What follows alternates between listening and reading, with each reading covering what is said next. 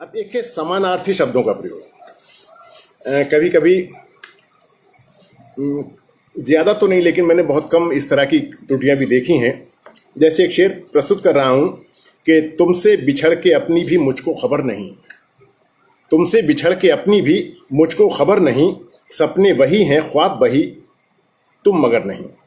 अब सपने वही हैं ख्वाब वही, अब सपने भी ले लिया है और ख्वाब भी ले लिया है, तो ये चीज़ नहीं ठीक है। ये रिपीटेशन है भाषा का। अगर वो लिख लें कि नींदें वही हैं ख्वाब वही, तुम मगर नहीं, तो इस तरह का जो शब्द अलग अलग हो गए लेकिन उनके दोनों के अर्थ एक हैं, तो वो बहुत बेहतर स्थिति नहीं है। कई लोग इस तरह के काफ़िए प्रयोग कर रहे हैं, जैसे बिखरना के साथ टहलना खटकना, बिखरना टहलना खटकना, तो कई लोगों ने किए हैं।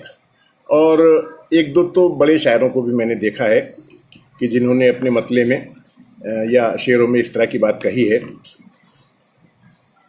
ये स्वस्थ परंपरा तो मैं नहीं कह सकूँगा, क्योंकि इस तरह के शेर मैंने जो हमारे पुराने शायर हैं उनके मैंने नहीं पढ़े हैं जिनमें इस तरह के काफ़िए हों। अब बिखरना के साथ उतरना, सिहरना, ठहरना, गुजरना, ये काफ़िए का मतलब ये है कि वो सुंदर हों। हालांकि मैं ये नहीं कह रहा हूँ कि ये एकदम गलत है, लेकिन मैंने नहीं देखे पुराने शायरों में, तो उनके यहाँ ये चीज़ नहीं है। अब जो हमारे असातिज़ा थे उन्होंने ये सारे नियम जो बनाए वो सब इसीलिए बनाए कि सुंदर दिखाई दें। अच्छा, बिखरना टहलना खटकना, इस तरह के सुनने में बहुत अच्छे नहीं लग रहे होंगे।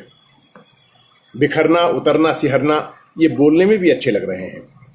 तो इसलिए इससे अगर बचा जाए तो बेहतर होगा। वो परंपराएं, हमें ये कैसे मालूम कि मेज़ और कुर्सी स्त्रीलिंग है? हमें कैसे मालूम कि कलम पेन पुल्लिंग है, चश्मा पुल्लिंग है? क्योंकि हम परंपराओं से उन चीज़ों को, जो हमारे दादा बोलते थे, दादाजी से पिताजी ने सीखा, पिताजी से हमने बोलना सीखा, हमसे हमारे बच्चे बोलना सीखेंगे, तो इसलिए हम उन्हें बोलता देखते हैं ना कि भगोना रखा है, पतीली रखी है, तो हम भगोना को पुल्लिंग कह देते हैं क्योंकि हम उसी रूप में बोलते हुए देखते आ रहे हैं। पतीली रखी है, हम सुनते आ रहे हैं कि वो स्त्रीलिंग में इस्तेमाल हो रहा है उसका। पतीली रखी है, कुर्सी रखी है, मेज़ रखी है, पानी आ रहा है। तो ये जो चीज़ें हैं हमें परंपराओं से मिली हैं। अब यूँ तो गज़ल में अलिफ और ये का काफ़िया भी जायज़ है, यानी आ और ई का। अब साया के साथ देखा भी आ जाता है, सुनने में तो बहुत अच्छा नहीं लगता वो भी। साया, देखा, बोला, समझा, अब ये भी कहाँ सुनने में अच्छे लग रहे हैं। लेकिन ये है कि परंपराओं से ये चीज़ हमें मिली है। जो चीज़ बड़ों ने किया है, जो काम बड़ों ने किया है, उनको हम उदाहरण मानते हुए आगे बढ़ रहे हैं।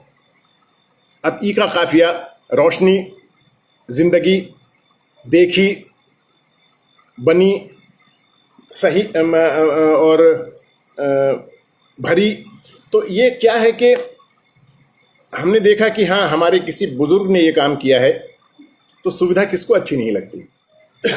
ये सारी चीज़ें हमें परंपराओं से मिलती हैं। अब आका और ई का काफिया जायज़ से सुनने में तो वो भी बहुत अच्छा नहीं लगता, लेकिन अब जब बिखरना टहलना खटकना, अब कुछ लोग इसको कर रहे हैं, धीरे धीरे ये भी चीज़ें परंपरा में शामिल हो जाएंगी। आज इनको गलत बताया जा रहा है। कई लोगों को हमने बेंत के साथ रेत का काफिया इस्तेमाल करते देखा है। बेंत और रेत कोई मतलब ही नहीं है।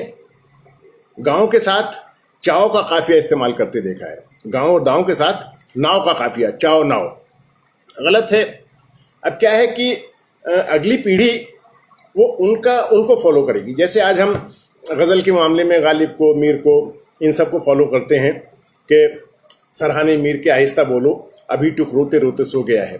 अब चूंकि जब हिंदी में उसमें देवनागरी में लिखा जाता है सरहाने, अब लेखन में तो फिर वो 6 मात्रिक हो गया, लेकिन वहाँ सरहाने मीर के आहिस्ता बोलो, अब वहाँ 1 to 2 इस्तेमाल हुआ है, फौलून के वजन में इस्तेमाल हुआ है, उजाला के वजन में इस्तेमाल हुआ है, तो हम बेरोक टोक मीर का शेर पेश कर देते हैं कि सरहाने मीर के आहिस्ता बोलो। सामने वाला खामोश हो जाता है क्योंकि मीर ने इस्तेमाल किया है। मीर गलत नहीं हो सकते, और गलत अगर हैं भी तो उनकी पैदा की हुई परंपरा को हम चुनौती नहीं दे सकते। वही चीज़ें हम करते आ रहे हैं कि हम परंपराओं से चीज़ें लेते हैं।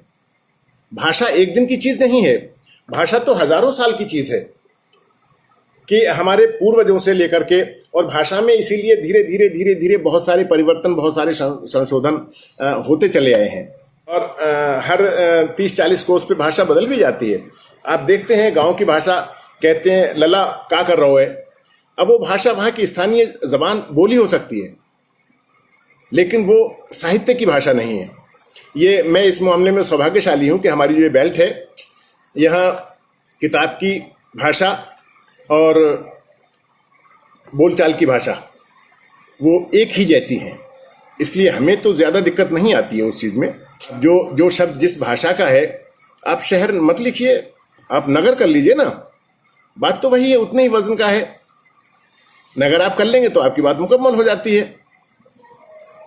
अगर शहर पे कोई आपत्ति है, लेकिन एक तरह से इस्तेमाल कीजिएगा, सिर्फ एक तरह, मतलब उसी तरह से जो आप कर रहे हैं। अगर मान लीजिए गलत भी इस्तेमाल कर रहे हैं तो आखिर तक हो ना, वो 2 तरह से इस्तेमाल ना हो। हम दुष्यंत के यहाँ देखते हैं कि उन्होंने शहर भी यानी 2-1 भी इस्तेमाल किया है और 1-2 भी किया है। क्यों? इतनी ऐसी छूट तो नहीं होनी चाहिए ना, हम एक तरह से इस्तेमाल करें। अगर 1-2 कर रहे हैं तो फिर 2-1 किस लिए? एक ही तरह से इस्तेमाल होना चाहिए किसी शब्द को, ताकि हम अपनी बात को मजबूती के साथ कह सकें।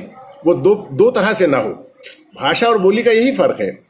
बोली किसी भाषा पर निर्भर होती है, बोली स्वतंत्र नहीं होती, वो किसी न किसी भाषा पर निर्भर होती है, और उस पर अगर व्याकरण लगेगा भी तो उसी भाषा का लगेगा, संबंधित का।